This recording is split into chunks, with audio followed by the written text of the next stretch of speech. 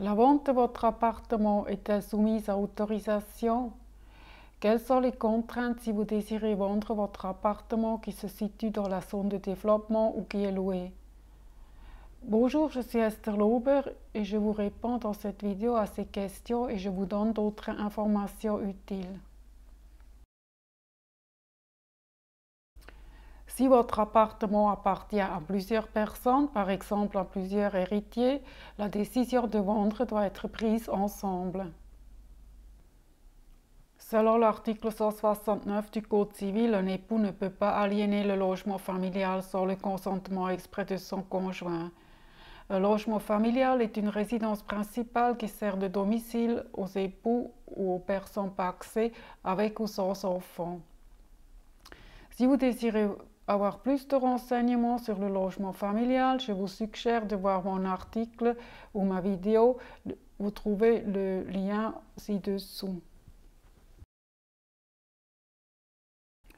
La vente se fait différemment s'il s'agit d'un appartement en propriété par étage ou en SIAL.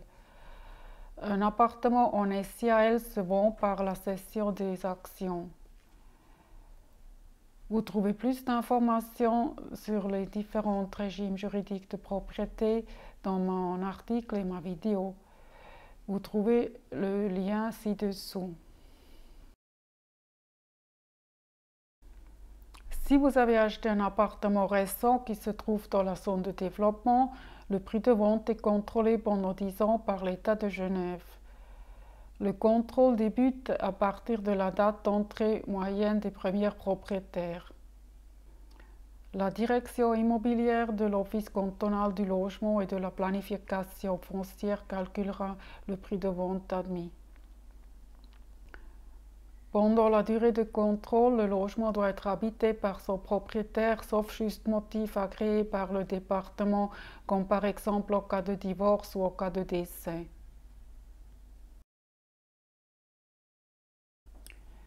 Si votre appartement est loué, vous pouvez le vendre à un investisseur qui s'engage à reprendre le bail intégralement. Sur le marché immobilier actuellement, les appartements loués pour investisseurs sont demandés. Selon l'article 261, alinéa A du Code des obligations, au cas de transfert, le bail à loyer passe à l'acquéreur avec la propriété. Ce droit de transfert est de droit impératif, c'est-à-dire il ne peut pas être exclu par une clause contractuelle. Si vous vendez votre appartement loué à un acheteur qui veut y habiter, il faut être prudent. Selon l'article 261A du Code des obligations, le nouveau propriétaire peut résilier le bail en observant le délai légal pour le prochain terme légal s'il fait valoir un besoin urgent pour lui-même ou ses proches ou ses alliés. À Genève, il n'existe pas un délai légal. L'acheteur peut résilier le bail moyennant un préavis de 3 mois pour la fin du mois. Le tribunal fédéral considère que le vendeur commet une violation du bail à loyer s'il vend l'immeuble sans obtenir un engagement de l'acquéreur à reprendre le bail intégralement et que le locataire peut lui demander des dommages et intérêts. Pour éliminer ce risque, vous pouvez attendre que le locataire résilie le bail ou vous pouvez résilier le bail à loyer pour la prochaine échéance contractuelle. Une résiliation pour pouvoir vendre un appartement est légalement admissible. Si vous avez résilié le bail pour une date précise et le locataire ne quitte pas l'appartement à l'échéance et vous avez fixé la date d'entrée en jouissance dans l'acte de vente au lendemain, vous êtes tenu de réparer les dommages en résultant selon l'article 97 du Code des obligations. Si vous voulez éviter des soucis, vous attendez la date de départ du locataire avant de signer l'acte de vente. Si votre appartement a été offert jusqu'ici à la location, la vente est soumise à une autorisation si le logement entre dans une catégorie de logement où sévit la pénurie. L'autorisation est accordée si l'appartement a été au régime de la propriété par étage ou une forme analogue, dès sa construction ou le 30 mars 1985 et s'il a été déjà cédé d'une manière individualisée ou si une autorisation a déjà été accordée dans le passé ou si l'appartement n'a jamais été loué. Vous trouvez les détails dans l'article 39 de la LDTR. La LDTR est une loi genevoise.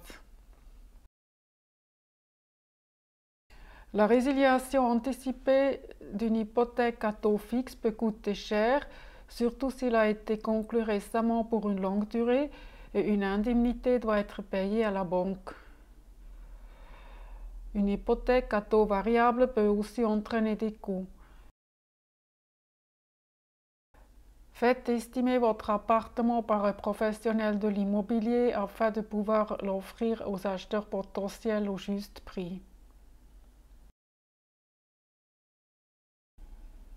À Genève, le bénéfice est constitué entre la valeur d'aliénation et la valeur d'acquisition. La commission de courtage et certains frais peuvent être déduits. Le taux d'imposition passe de 50% pour une durée de détention de moins de 2 ans jusqu'à 0% pour une durée de détention de 25 ans ou plus.